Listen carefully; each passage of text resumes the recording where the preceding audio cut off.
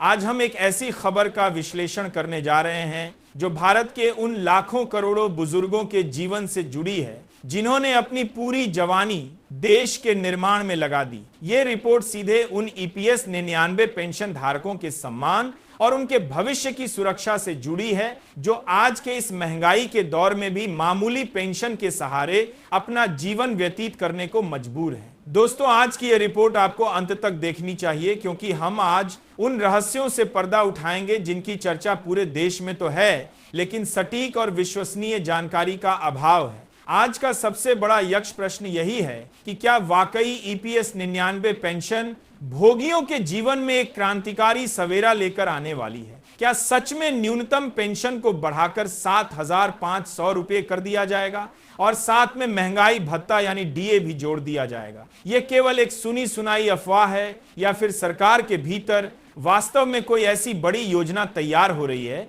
जो करोड़ों बुजुर्गों की तकदीर और तस्वीर दोनों बदल देगी? इसके साथ ही प्रधानमंत्री नरेंद्र मोदी जी द्वारा हाल ही में दिए गए उन गुप्त संकेतों का वास्तविक अर्थ क्या है जो उन्होंने जनहित के नाम पर दिए हैं। इस पूरी कहानी और संघर्ष की शुरुआत उस समय हुई जब देश भर के ईपीएस 99 पेंशन भोगियों ने अपनी पीड़ा को एक संगठित आवाज देना शुरू किया। दशकों तक कारखानों, मिलों और विभिन्न संस्थानों में पसीना बहाने वाले इन श्रमिकों को जब सेवानिवृत्ति के बाद केवल 1,000, 1,500 या 2,000 रुपये की पेंशन मिलने लगी तो उनके सामने यह सवाल खड़ा हो गया कि क्या उनके श्रम की यही कीमत है? इन बुजुर्गों ने सरकार के दरवाजे खटखटाए और सीधा सवाल किया कि क्या इतनी कम राशि में कोई भी व्यक्ति गरिमा के साथ अपना जीवन जी सकता है? यह सवाल धीरे धीरे सड़कों पर आंदोलनों में बदला और फिर संसद की दहलीज तक जा पहुंचा। श्रम मंत्रालय और कर्मचारी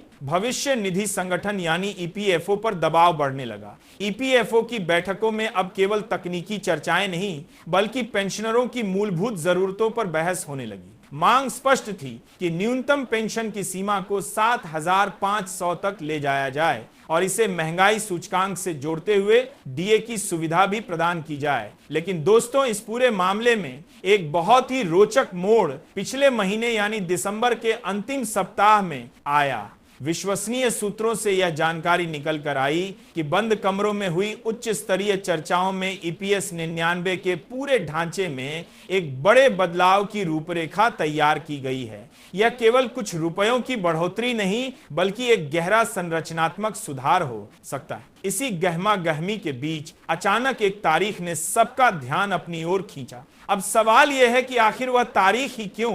अगर हम सरकारी कार्यप्रणाली और इतिहास को देखें तो जनवरी का तीसरा सप्ताह हमेशा से बहुत महत्वपूर्ण रहा है। फरवरी में आने वाले आम बजट से ठीक पहले सरकार अक्सर ऐसी बड़ी और लोक कल्याणकारी योजनाओं की घोषणा करती है जिनका सीधा लाभ एक बहुत बड़े वर्ग को मिले। इसी क्रम में वह प्रस्ताव जो पिछले कई वर्षों से फाइलों के नीचे दबा हुआ था, अब उसे अंतिम रूप देने की प्रक्रिया बहुत तेज कर दी गई है। ऐसा प्रतीत होता है कि सरकार आगामी बजट से पहले एक व्यापक सामाजिक सुरक्षा कवच यानी सोशल सिक्योरिटी पैकेज पेश करना चाहती है जिसमें ईपीएस 99 पेंशन में वृद्धि को एक प्रमुख स्तंभ के रूप में शामिल किया जा सकता है। अब कई लोग यह सवाल पूछ रहे हैं कि क्या स्वयं प्रधानमंत्री नरेंद्र मोदी जी ने इस पर कोई आधिकारिक मुहर लगाई है? तो इसका उत्तर यह है कि हालांकि उन्होंने कोई सीधी घोषणा अभी तक नहीं की है, लेकिन उनके द्वारा हाल के कार्यक्रमों में दिए गए संकेत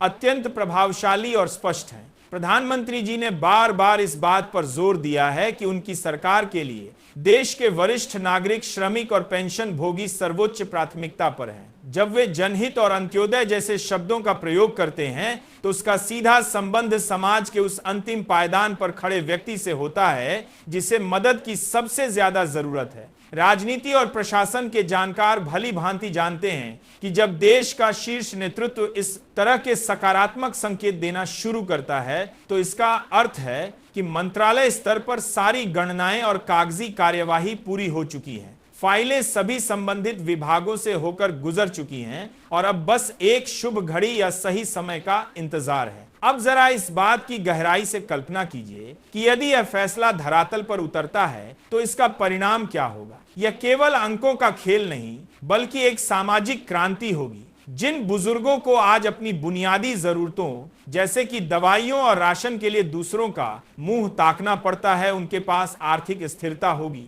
यदि पेंशन 7,500 रुपये और महंगाई भत्ता मिलता है तो उनकी बच्चों पर निर्भरता काफी हद तक कम हो जाएगी। यह उन्हें वह खोया हुआ आत्मसम्मान वापस लौटाएगा जिसके वे हकदार हैं। सरकार भी इस विषय को अब केवल वित्तीय नजरिए से नहीं बल्कि एक नैतिक और सामाजिक जिम्मेदारी के रूप में देख रही है। लेकिन इस रिपोर्ट का सबसे रोमांचक हिस्सा अभी बाकी है। वह तारीख केवल एक कैलेंडर का दिन नहीं बल्कि एक संभावित ऐतिहासिक मोड़ है। सूत्रों के अनुसार इसी अवधि के आसपास ईपीएफओ और श्रम मंत्रालय की ओर से वो बहुप्रतीक्षित अपडेट आ सकता है जिसका करोड़ों लोग वर्षों से इंतजार कर रहे हैं। यद्यपि सरकार हमेशा अपनी रणनीतियों को गुप्त रखती है ताकि किसी भी प्रकार की भ्रम की स्थिति पैदा न हो, लेकिन वर्तमान परिस्थितियों को देखकर लगता है कि इस बार मामला काफी आगे बढ़ चुका है। अब यह मुद्दा केवल विरोध प्रदर्शनों का हिस्सा नहीं रहा बल्कि यह नीति निर्धारण यानी पॉलिसी मेकिंग की मेज पर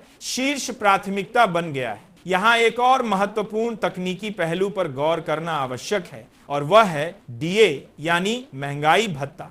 यदि पेंशन को केवल स्थिर 7,500 रुपये पर छोड़ दिया जाए तो भविष्य में बढ़ती महंगाई फिर से इसे कम कर देगी, लेकिन यदि इसके साथ महंगाई भत्ता जोड़ दिया जाता है तो हर 6 महीने में पेंशन में अपने आप बढ़ोतरी होती रहेगी। विशेषज्ञों का मानना है कि यह एक गेम चेंजर कदम होगा जो भविष्य की पीढ़ियों के लिए भी सामाजिक सुरक्षा का एक मजबूत आधार तैयार करेगा। प्रधानमंत्री मोदी के बयानों को यदि हम इस संदर्भ में देखें तो उन्होंने हमेशा टिकाऊ और दूरगामी समाधानों की बात की है। ईपीएस 99 पेंशन भोगी वे लोग हैं जिन्होंने देश के औद्योगिक विकास की नींव रखी है, इसलिए उनकी अनदेखी करना किसी भी सरकार के लिए संभव नहीं है। अब एक बहुत ही गंभीर प्रश्न पर आते हैं। यदि आप स्वयं एक ईपीएस 99 पेंशन भोगी हैं तो इस समय आपको क्या करना चाहिए? सबसे पहले तो आपको किसी भी प्रकार की भ्रामक खबर या अफवाहों से बचना चाहिए।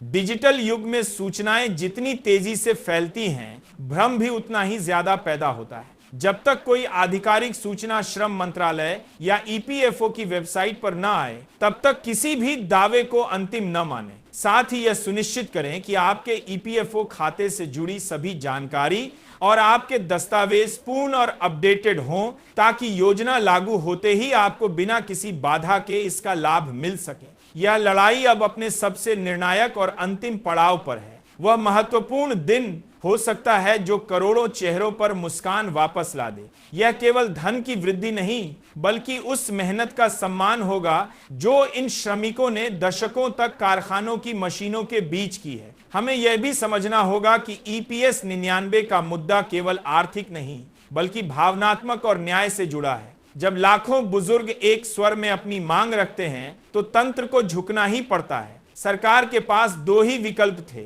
या तो टालमटोल जारी रखना या फिर एक ऐसा ऐतिहासिक समाधान देना जो एक मिसाल बन जाए। मौजूदा संकेतों से स्पष्ट है कि सरकार दूसरे विकल्प की ओर बढ़ रही है। विशेषज्ञों ने जब वित्तीय गणना की तो यह पाया गया कि यदि ईपीएस फंड का सही तरीके से प्रबंधन किया जाए और सरकार अपनी ओर से थोड़ा योगदान बढ़ाए तो 7,500 रुपये प्लस डीए देना पूरी तरह से व्यवहार्य और व्यवहारिक है। यह कोई ऐसी मांग नहीं दिए गना है जिसे पूरा न किया जा सके। प्रधानमंत्री के जनहित वाले बयानों के पीछे यही ठोस आधार काम कर रहा है। सरकार संभवतः एक ऐसी योजना ला सकती है जिसे चरणबद्ध तरीके से लागू किया जाए, जिससे खजाने पर अचानक बोझ भी न पड़े और पेंशनरों को तत्काल राहत भी मिल जाए। अंत में मैं यही कहना चाहूंगा कि वह तारीख कोई जादू की छड़ी नहीं है, लेकिन यह निश्चित रूप से वह जादू का काम करते हैं गरज में बाल को सी दिशा है जिसकी ओर देश बढ़ रहा है।